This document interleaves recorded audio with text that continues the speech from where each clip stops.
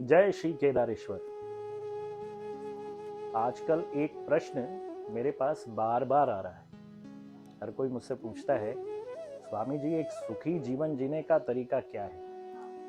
कैसे हम अपने जीवन में सुख और शांति के साथ जी सकते हैं?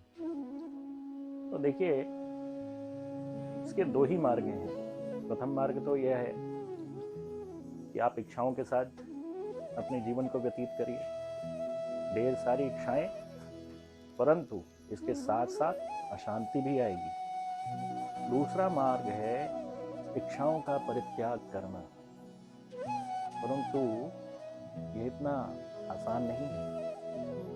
आप कहेंगे कि स्वामी जी, इच्छाओं का परित्याग करके अगर हम शांति से कैसे जी सकते हैं? कितनी भी कोशिश करते हैं, मन में इच्छाएं आ जाती हैं। तो देखिए, पहले आपको यह समझना होगा कि इच्छाओं का परित्याग होता क्या है। क्या है ये इच्छाओं का परित्याग? क्या सब कुछ छोड़ देना इच्छाओं का परित्याग है? नहीं, ऐसा कुछ भी नहीं है। आपको इसको समझने के लिए आपके बाल्यावस्था में ले चलते हैं। बचपन में जब भी आपको कुछ चाहिए होता था, कुछ भी, एक खिलौना या कुछ भी, जो भी आप चाहते थे, तो उसको जाकर खुद प्राप्त नहीं करते थे, अपने माता पिता के पास जाते थे, उनसे कहते थे कि पिताजी हमें ये चाहिए, माँ हमें ये चाहिए, और माता या पिता उस वस्तु को आपको दे देते थे। उसके उपरांत जो इच्छाएं थी पूर्ण हो जाती थी। बस इतना ही आपको अभी भी करना है। आपको ये समझना है कि आपके पीछे भी आपके माता पिता के स्वरूप में आपके इष्ट खड़े हैं और वो सब कुछ आपको दे सकते हैं। वो जानते हैं कि आपको क्या चाहिए, आपको बताने की भी आवश्यकता नहीं पड़ेगी। तो पहले तो विश्वास करना सीखिए। जब आप विश्वास करना सीख जाएंगे तो जीवन में परिवर्तन अपने आप आने लग जाएगा। मेरे जीवन की एक बड़ी अद्भुत कथा है। मैं संन्यास के अपने शुरुआत के दिनों में ऋषिकेश में था, और उन दिनों मैं अक्सर साधुओं को वार्ता करते हुए सुनता था कि हमने 3 दिन का व्रत किया, हमने 4 दिन का व्रत किया, आज एकादशी है, 9 दिन मैं बिना जल और भोजन के रहा। मुझे लगता था कि मैंने तो कुछ किया ही नहीं, और मैं बड़ा परेशान हो गया इन सब बातों को सुनकर। एक दिन मैं अपने कक्ष से बाहर निकला और मैंने ये निश्चय किया कि मैं 3 दिन तक, 3 दिवस बिना भोजन और जल के गंगा के घाट पर सोऊंगा, जैसे साधु संत सोते हैं, और कक्ष में नहीं आऊंगा। अच्छा था, गया मैं। वहां जाकर के मैंने अन्य साधुओं को भी देखा कि वो रात्रि के समय वहीं सीढ़ियों पर सो जाया करते थे। मेरे लिए थोड़ा ये सब कुछ नया था, परंतु मैंने खुद से सोचा कि नहीं, मैं इस चीज़ को कर लूँगा। और इस इच्छा के साथ कि मैं एक योगी बन जाऊँगा इसको करके, शुरुआत के दिन संन्यास के बड़े ही रोचक होते हैं। आप हर किसी को देखते हैं और आपको लगता है कि आहा, ये करने से ऐसा हो जाएगा। तो एक रात्रि मैं वहाँ पर गया। मैंने सोचा कि नहीं, ठीक है, आज से हम यहीं पर रहेंगे, भोजन नहीं करेंगे, जल ग्रहण नहीं करेंगे, और अपने गुरु मंत्र का जप करेंगे। एक पूरा दिन बीतता है, भूख लगनी शुरू होती है। जल और भोजन मानव जीवन के 2 विशेष अंग हैं। इसकी पूर्ति नहीं होती है तो धीरे धीरे आपका मस्तिष्क काम करना बंद करता है। वैसा हमारे साथ भी होना शुरू हुआ। एक दिन बीता, दूसरा दिन शुरू हुआ। दूसरे दिन की अवस्था ये थी कि हमारे पेट में बहुत पीड़ा थी। हमें लग रहा था कि अब हमको भोजन करना चाहिए और जल ग्रहण करना चाहिए, परंतु मन में उन साधुओं की वार्ता बार बार घूम रही थी और हमें लग रहा था कि हम कुछ कर ही नहीं पा रहे। हमने पुनः अपने आप को समेटा और फिर से जप करना शुरू किया। दूसरा दिन भी किसी तरीके से बीता। तीसरे दिन की अवस्था बड़ी ही खराब थी। जब मैं प्रातःकाल में उठा तो मुझे ऐसा लगा कि मैं कितना जल पी लूं और कितना भोजन कर लूं। गुरु मंत्र तो कहीं पीछे छूट गया था, कुछ भी याद नहीं आ रहा था मुझे। फिर भी अपने आप को फिर समेटता हूँ और विश्वास दिलाता हूँ कि नहीं, मैं कर सकता हूँ। और इन सब बातों में मैं अपना गुरु मंत्र भूल जा रहा था। दोपहर बीती, इसी तरीके से सायंकाल आया। सायंकाल की अवस्था में हमारे पेट में खूब पीड़ा हो रही थी। हमें ऐसा लग रहा था कि अब बर्दाश्त नहीं होगा, अब तो कुछ खा लेना चाहिए, कुछ पी लेना चाहिए। परंतु मन में था कि नहीं, अगर ऐसा किया तो मैं योगी नहीं बन पाऊंगा। रात्रि के करीब 8 बज गए। 8 बजे मैं उन सीढ़ियों पर लेटा हुआ था और सोच रहा था कि कोई बात नहीं, बस अब रात्रि है, ये रात्रि का पहर भी बीत जाएगा।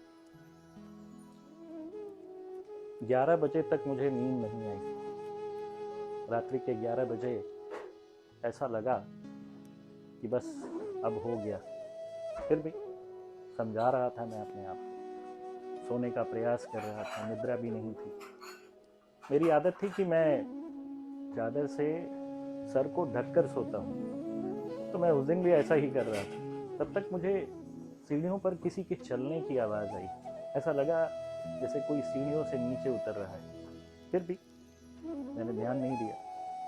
थोड़ी देर बाद वो आवाज़ मेरे सर के पास आकर रुक जाती है। कोई मेरे सर के समीप बैठता है और मुझे लग रहा था कि अब इनको यहीं बैठना है। एक तो मुझे निद्रा नहीं आ रही, ऊपर से ये मेरे समीप ही आकर बैठ गए।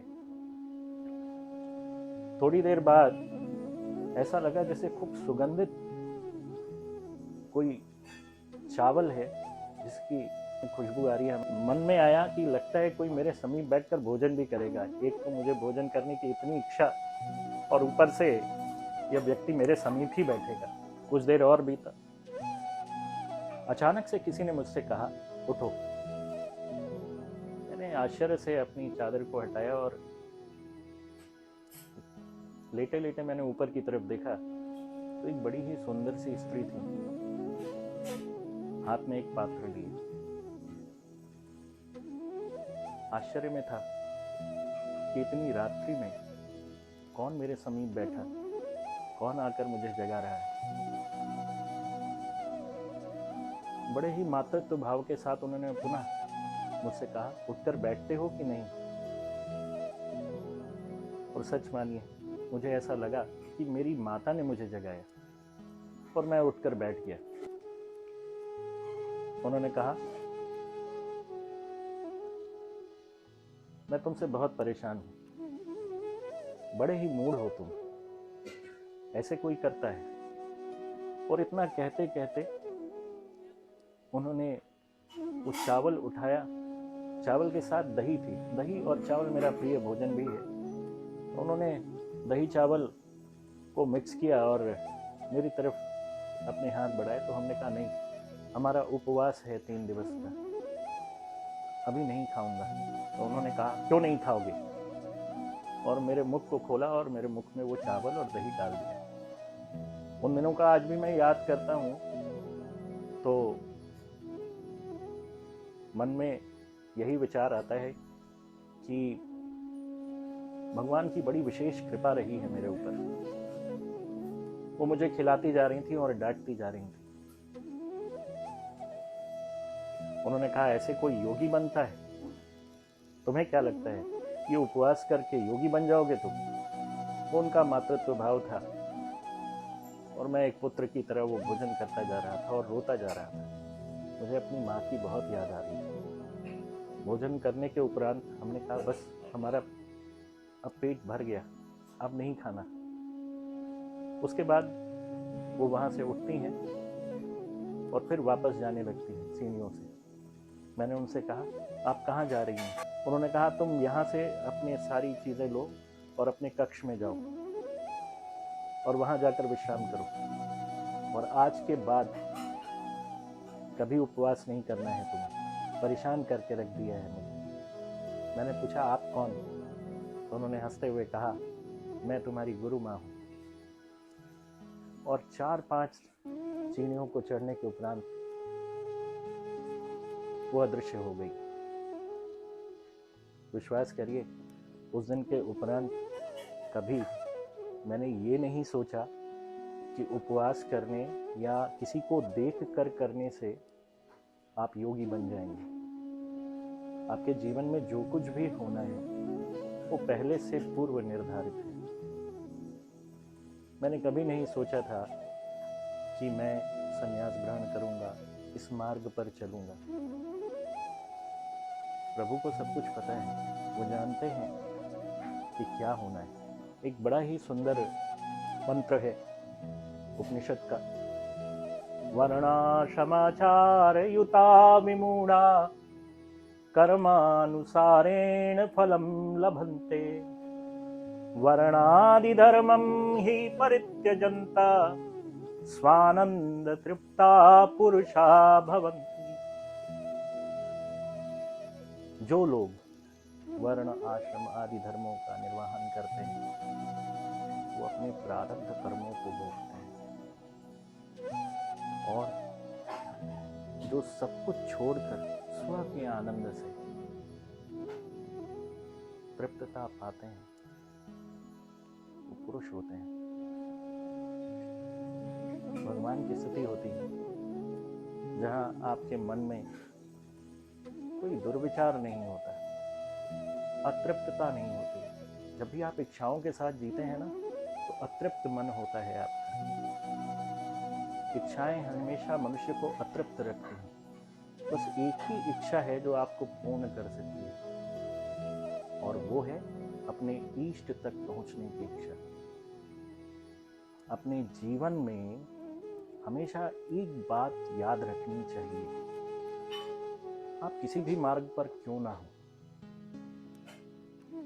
अगर आप अपने इष्ट से दूर हैं, अगर आपके मार्ग का अंतिम जो पॉइंट है वो अगर आपका इष्ट नहीं है तो आप हमेशा अतृप्त रहेंगे, तृप्त नहीं हो सकते।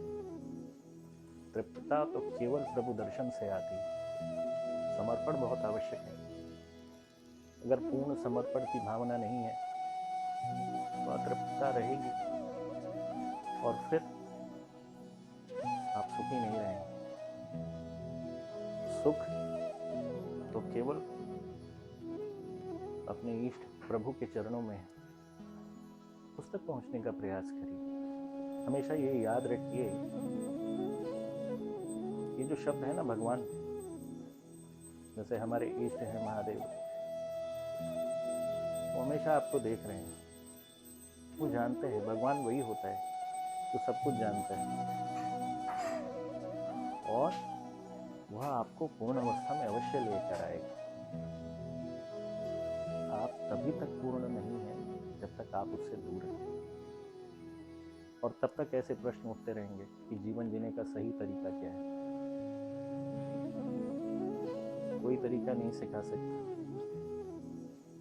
तरीका तो केवल भगवान ही सिखाता है। उसको सिखाने दीजिए, उसको करने दीजिए, फिर देखिए कैसे जीवन परिवर्तित होता है। इस वार्ता के अंत में मैं पंक्ति बोलता हूँ, चित्त में वही संसार रागादि द्वेष दूषितम। राग द्वेष से दूषित ये चित्त ही संसार है। आपको लगता है कि संसार के कारण आपका मन दुखी है, परंतु ऐसा नहीं है। अशांत मन के कारण संसार है। इस विषय में अवश्य सोचिएगा। जितनी भी अशांति है वो अंदर है, बाहर कुछ नहीं है।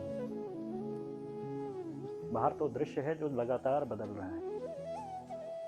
उस दृश्य के साथ आपको जाना है कि नहीं जाना है, ये आपका निर्णय होगा।